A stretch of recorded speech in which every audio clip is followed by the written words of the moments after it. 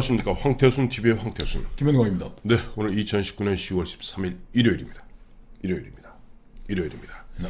어제는 서초동에 또 조국 수호를 외치는 일군의 무리들이 모여서 자, 오늘이 마지막 집회고 최후의 통첩을 한다.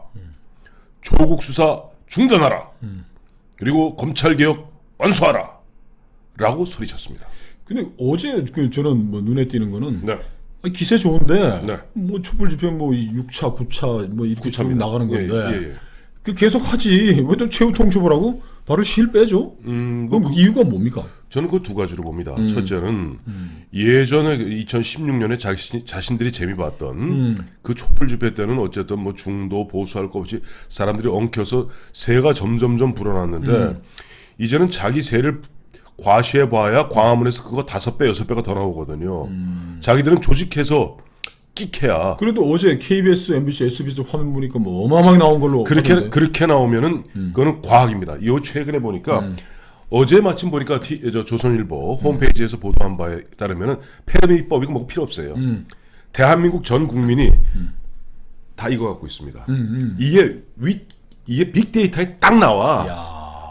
이건 뭐 빼도 박도 못하는 게 이거 나중에 올려드릴게요. AI의 승리네. AI의 승리예요. 보니까 최고로 나왔다가 그랬을 때가 계산하니까 10만 2천 명인데 상주 인구를 얼마 빼니까 7만 얼마예요. 그 걔들이 나올 수 있는 최대. 근데 100만으로 뻥을 친 거 아니야? 200만이 뻥을 쳤지. 200만. 어쨌든 자, 그 이유 하나 하고 둘째는 이미 추측은 구글이 하는 건가? 아니 그건 이게 뭐냐면 우리가 구글이 하는 게 아니죠. 통신사 빅데이터 통신사에 다 기지국이 있잖아요. 빅데이터 내놓은 통신사 또 청와대 치도권 나가겠네. 그건 그렇지 않아. 이건 서울시가 내놓습니다. 서울시가 어떤 국민들의 편익을 위해서 서울시에서 이것을 내놓고 있어요. 근데 그게 뭐 닷새 후에 나온답니다. 그러니까 예를 들어 어제 모임은 닷새 후인 그러니까 17일 날 되면은 실제 얼마 모였는지 딱 나옵니다. 세가 안 되니까 물러난다. 절대 세가 안 되니 물러난다. 비세임을 인정하고. 인정을 철수했다. 두 번째는. 둘째는 뭐냐 하니까 이제 플랜 B를 가동한 거예요. 플랜 B. 사실 조국이 필요한 이유 뭐였겠습니까? 어쨌든 조국을 앞장세워서 공수처 만들려고 그랬던 거거든요. 그러니까 이번에는 공수처법 패스트트랙 타고 있는 거 있지 않습니까? 그것을 갖다가 어제 안 그래도 이해찬 씨가 그저께 얘기했고 오늘 10월 28일 날 뭐 28일 강행 처리 아니 29일부터 28일까지가 이제 뭐 자기들이 일방적으로 개념도 막 정하는 거야. 그렇죠. 근데 국회 입법조사처는 12월 3일까지가 숙려 기간을 얘기하고 있습니다. 참고로. 근데 어쨌든 오늘도 보면 이낙연이하고 이해찬이 등 이 보면 이제 사람들 모아서 오늘 당정회의를 하는데 뭐냐면 얘들이 이제 누군가의 어떤 지시와 누군가의 호령에 따라서 일제히 여의도로 옮길 겁니다. 여의도 옮겨서 국회를 압박하겠죠. 고위공직자 비리수사서 통과시켜. 공수처. 저는 지난주가 굉장히 숨가빴던 한 해인데 한 주였는데 그 낙검수 멤버들이 전면에 또 나와가지고 자, 낙검수 해가지고 저 이명박 박근혜 병신 만들어버린 그 집단의 수괴들이 자 주진우가 등장했습니다. 10월 6일 저녁에 일요일이군요. 그것도 일요일이군요. 일요일이죠. 법무장관 조국과 광화문에 있는 어디 미술관에서 만나서 둘이 단독으로 저녁을 먹었다. 그렇죠. 주진우가 등장을 했어. 그러더니 이 낙검수의 가장 강력한 우굴인 한겨레 주간지 한겨레 20일에서 윤석열이가 윤중천 별장 접대에 나타났다는 이야기가 있다더라 카더라는데 뭔지는 잘 모르겠다라는 보도를 했습니다. 그 다음에 11일 날 김어준이가 나타나가지고 김어준이가 지방송에서 윤중천 별장 접대 없었다라고 그걸 한겨레를 밟아버린 거예요. 그것도 조국 밟았죠. 그러더니 그 저녁에는 어제 저녁 오후 무렵에는 조국 법무장관 명의의 문제 기자들한테 날린 거에서 제가 민정수석실 때 그 의혹을 확인했으나 사실 무근이었습니다. 아니 한겨레가 조국 살리려고 그 내보낸 기사를 김어준이와 조국이 짓밟고 10월 6일에는 조국과 주진우가 만나가지고 좌익 카르텔 총동원령을 내렸을 것 같은데 이 뒤죽박죽은 뭔가요? 그러면 사실 한겨레 20일 나오면 김어준이가 야 나도 들었어. 근데 윤중천이가 별장에 갔다라는 이야기가 있는지 아닌지 모르겠으나 확실하다라 하는 이야기가 있는데 이렇게 했을 텐데 조국도 좋아하면서 그거 철저히 진상조사하라고 또 엄명을 하더라 했을 텐데 이런 이게 지금 뭐 억지스러운 이게 뭐 이 언밸런스한 총동원 행태는 뭔가요? 그래 흔히 사인이 안 맞았다 그러는 겁니다. 사인. 왜냐니까 주진우하고 조국은 뭔 얘기를 했을까? 조국하고 주진우 뭐 뻔하죠. 만나서 조국은 신세 타령했을 거고 주진우는 뭔가 형님을 돕기 위해서 분골쇄신하겠다라고 얘기했을 것으로 짐작되고 있습니다. 뭐 그런 분위기에서 한겨레 20일에서 되지 않는 이야기로서 보면 기사 만들었고 참고로 어제 마침 보니까 윤중천이 변호사를 통해서 윤중천 감옥 가 있습니다. 재판 받고 있어요. 윤중천이 나는 윤석열이라는 사람 알지도 못하고 그 사람 알지도 못하기 때문에 원주의 별장에는 온 적도 없다 하고 공식적으로 발표했습니다. 땡. 아니요, 땡이 아니에요. 아니 들어보세요. 땡. 자 그런데 아까 말씀하신 대로 그러면 왜 김어준과 조국은 갖다가 한겨레를 밟았을까? 자 거기서 둘이 뭉수리하면 결국 보면은 바로 서울중앙지검장이었던 윤석열의 문제를 갖다가 제대로 검증하는 민정수석실 불똥이 튑니다. 그리고 그런 만약에 진짜 그렇게 되면 그것이 나중에 뒤죽박죽 문재인까지 불똥이 튈 수가 있어요. 그러니까 이런 거죠. 조국 김어준은 주진우한테 아마 이랬을 거예요. 야 이 자식아 형이 눈 깜빡깜빡했을 때는 적당히 하라는 거지 이 자식아 이런 식으로 되지 않는 얘기 갖다 페이크 뉴스 만들어서 하면 우리가 대치기 당해. 그러니까 이거 같아. 너무 함량 미달인 거야. 한겨레 20일 얘기가. 네네. 아 근데 기사는 교묘해. 그렇게 그렇게 하더라고 들었다고 뭐라고 얘기 그러게 말이야. 윤중천 변호인이 네. 윤중천은 윤석열을 알지도 못 초면 면식도 없고 네. 뭐라고 한다고 해서 해결될 기사가 아니에요. 엉터리 기사는 원래 그런 거지만 네. 아닌 걸 아니라고 증명하는 게 제일 어렵잖아요. 자, 그렇죠.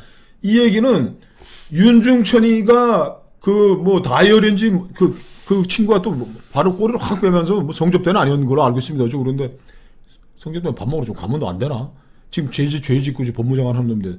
아니 그 기사가 교묘한 게 여러 가지 증거 자료들과 윤석열이라는 이름이 등장을 하고 그거는 뭔지 몰라.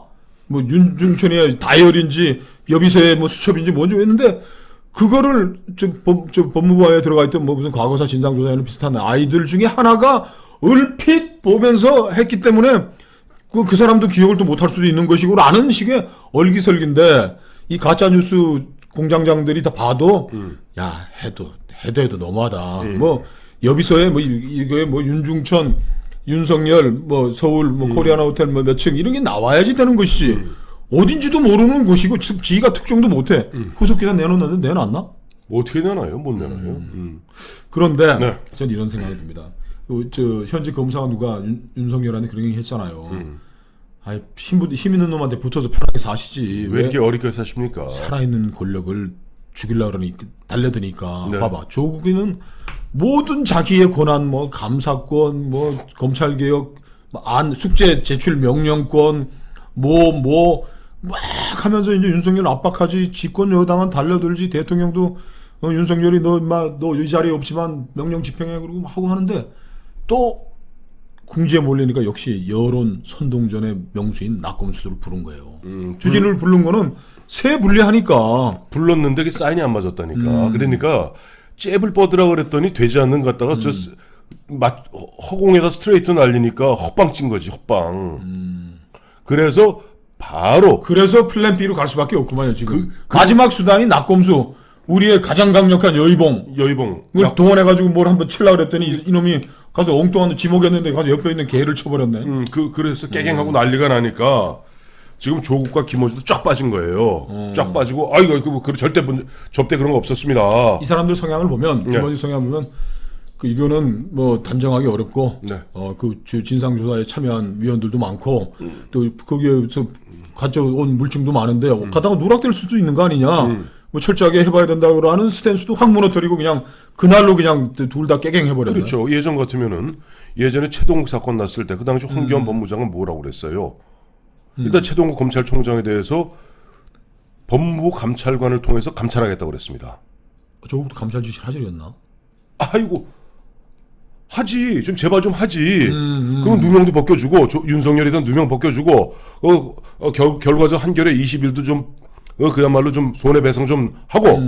근데 문제는 그렇게 되면은 이 뒤죽박죽이 되거든. 그러니까 이걸 얼른 접근한 다음에 플랜 B로 간 것이 이제 이해찬이가 11일 날 이인영이하고 얼굴 펄해갖고 이인영이는 D-18이다. 무슨 말이냐? 29일 날 처리하겠다는 거예요. 여기 물론 어제 홍태수 TV에서 잠깐 보도해드렸습니다만은 바른미래당과 민평당, 정의당까지 펄쩍 뛰고 있습니다.